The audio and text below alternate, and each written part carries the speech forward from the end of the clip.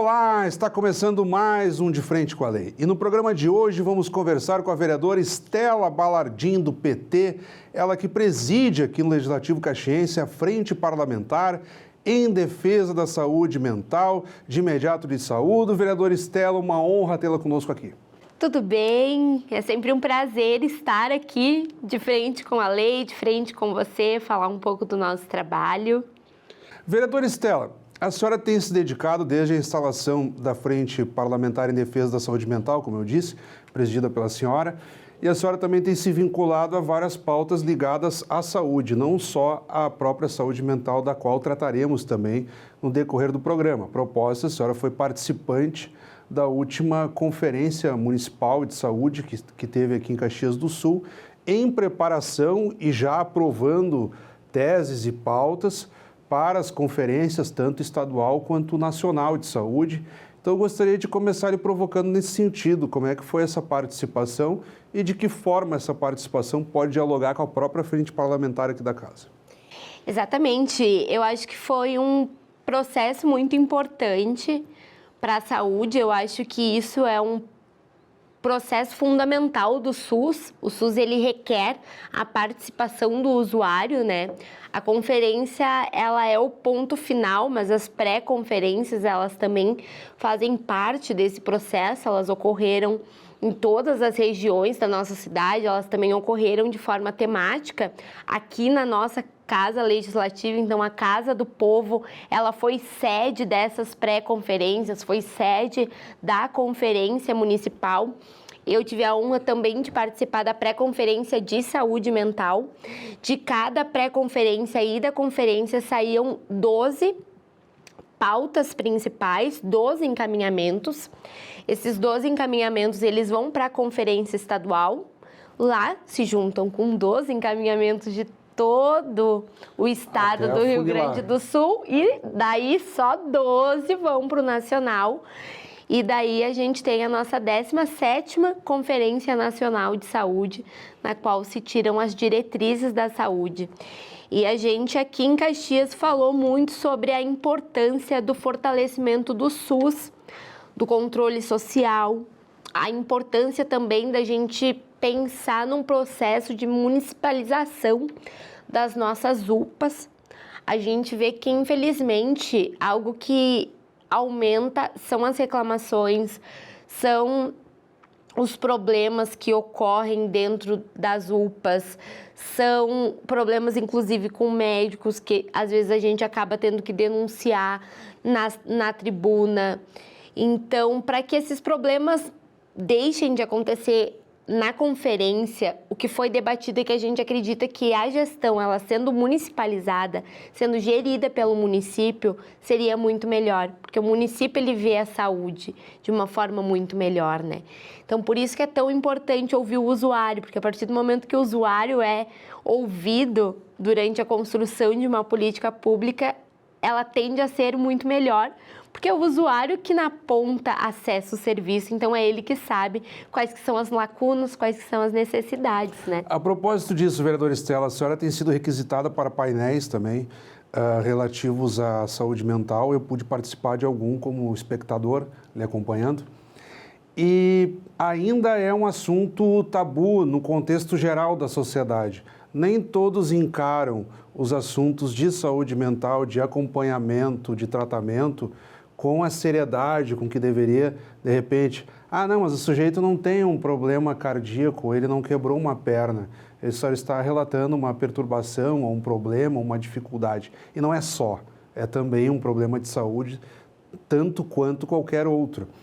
Ainda a senhora observou isso também nesses relatos de usuários, nessas conferências, de dificuldades ainda de inserção dessa pauta da saúde mental no contexto geral da saúde? Ainda existe, sim, essa dificuldade existe dentro do contexto social. A sociedade como um todo ainda tem essa resistência. Eu uso o exemplo da perna quebrada.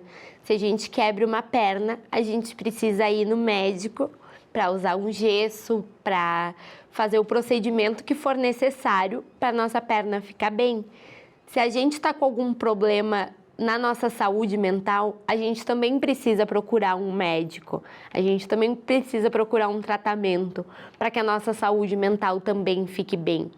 E é justamente nisso que a gente tratou na pré-conferência, foi um dos pontos mais abordados, que é a importância desse serviço ele chegar a todo mundo, exato, ele poder ser de fácil acesso, porque infelizmente o número da fila de espera para esse serviço ainda é muito grande. Então, significa que uma parte da população que já superou essa dificuldade de entender que sim, eu tenho que me tratar, eu tenho que aceitar isso e eu tenho que ir lá, essa pessoa ela já passou por esse processo, mas daí ela encontrou outro desafio, que é ter o profissional e, posteriormente, ter o medicamento. Eu ia falar isso. Então, tem uma proposta que é dos 14%, que é lei que o Estado deve repassar para a saúde do município, que daí o cálculo ele deve ser feito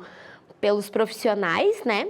Mas que uma parte desse valor ele seja específico para a questão da saúde mental, que seja especificado uma parte da receita da saúde para a saúde mental, para que a gente tenha, de fato, isso como uma prioridade, né? E por meio da Frente Parlamentar em Defesa da Saúde Mental, vereadora, o propósito vim acompanhando no noticiário esses dias, nos Estados Unidos tem havido uma recorrência muito grande de ansiedade, desde tenra idade. Então, o governo americano tem lançado mão de políticas para que as crianças já sejam detectadas ou diagnosticadas, quando for o caso, para não deixar se agravar e ficar uma geração praticamente quase toda sofrendo de ansiedade, porque na medida em que não é tratado, isso avança até a fase adulta e vai ficando cada vez mais difícil. A senhora vislumbra daqui a pouco também no cenário caxiense começar uma campanha maior de conscientização, porque às vezes a pessoa tem uma dificuldade e nem sabe o que tem. E na medida que tem uma campanha que esclarece o jeito, parei, eu vou fazer um teste, eu vou fazer uma entrevista com um profissional para ver qual é a minha situação, se é tão grave assim ou se não é, mas pelo menos não ficam aquelas pessoas inseguras com relação ao próprio diagnóstico. Exatamente, a gente está no primeiro processo agora da Frente Parlamentar e esse ano está sendo fazer a visita na rede, a visita nos serviços. Então, esse está sendo o nosso primeiro passo. Após esse primeiro passo, o segundo passo é apresentar essa rede para a população, levar esse acesso para a população e também levar esse conhecimento mínimo, pelo menos básico, de quais que são os sintomas, de quais que são as principais doenças, de como que elas podem ser detectadas e também para que as pessoas possam diferenciar. Num dos painéis que eu participei, teve uma fala, que sempre foi uma fala que eu ouvi muito, eu acho que é importante a gente reproduzir, que é que existe a ansiedade normal e a ansiedade patológica. Exato. E as pessoas, elas precisam saber disso. É normal tu ficar ansioso, tu ficar nervoso, tipo, hoje eu vou falar na frente da câmera, então tu ter aquele nervosinho do tipo, será que eu vou gaguejar? Será que eu vou conseguir falar?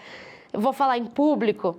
Tu sentir aquele frio na barriga, isso é normal. Que até dá uma responsabilidade. Dá uma responsabilidade, motiva. É uma forma de motivação. Mas tem a ansiedade patológica, que tu não consegue dormir, que tu não consegue se alimentar, que te dá feridas no corpo, que te gera diversas situações que vão te impedindo de fazer coisas, que vão te limitando. Então, tu mostrar para a pessoa que isso tem tratamento, e eu sou prova viva disso, eu tratei minha ansiedade. Hoje em dia eu sou uma pessoa que não sou mais ansiosa. E eu durmo melhor, eu como melhor. Eu brinco que várias pessoas me encontram e falam que eu engordei mesmo, porque eu como melhor. Antes eu não me alimentava tão bem. Porque quando tu tá ansioso, tu não come, tu não dorme. Então tu não tem uma qualidade de vida em diversos outros aspectos por causa da tua saúde mental. Acaba não ficando em paz consigo mesmo. Exatamente. Até aquele componente estético que a pessoa acha, a pessoa tá magrinha, então tá bem. Né? Não necessariamente. Não necessariamente. Né?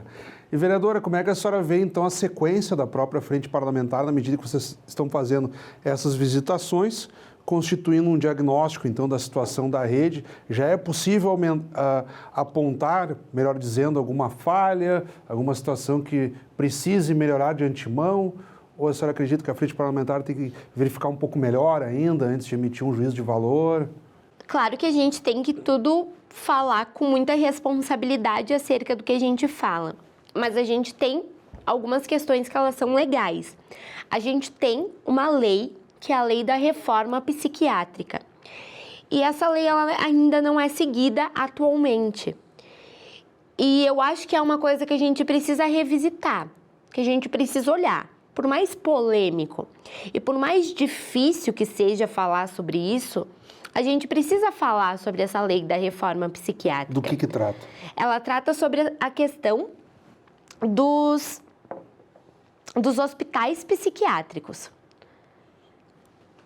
Que eles não é mais essa forma de tratamento correta. Que devem ser outras formas de tratamento. Casas terapêuticas, outras formas que a pessoa ela não fique isolada, que ela não fique, de fato, desprendida da sociedade, do convívio social. E essa lei ela já existe há bastante tempo. O nosso estado, inclusive, ele foi precursor nessa lei, foi um dos primeiros estados a apresentar essa lei. E aqui em Caxias do Sul, a gente ainda não tem isso. Junto dessa lei, tem que todos os hospitais, que sejam 100% SUS ou filantrópicos, eles precisam ter leitos psiquiátricos para crianças e adultos. A gente tem, por exemplo, o Hospital Pompeia, que não tem nenhum leito psiquiátrico. Então, é mais uma legislação que não é seguida. O Hospital Geral tem leitos apenas para crianças. Então, teria que ter também para adultos. Então, tem várias questões jurídicas que precisa desse nosso papel fiscalizador, que daí se junta perfeitamente com o papel do vereador, né? A gente tem que fiscalizar as leis. E a senhora acha que é o caso de criar mais leis ou só fazer cumprir o que já tem? Eu acho que tem que se cumprir o que já tem. Exato. Talvez precise de mais leis? Talvez. Mas a gente precisa iniciar cumprindo o que já tem. Tá, então nós podemos esperar já uma interlocução com o Executivo, com as autoridades competentes, no sentido de evoluir nessas pautas. Vereadora, nós temos ainda pouco mais que 2 minutos. A nossa produção faz sinal ali, então tem um tempinho ainda. No que eu devolver a palavra à senhora, aparecerão na tela para quem está nos acompanhando neste momento seus contatos telefônicos, e-mail, para envio de críticas, sugestões ou elogios. O espaço ainda é seu para as últimas considerações ou algum ponto que a senhora acredite que precise ser ampliado.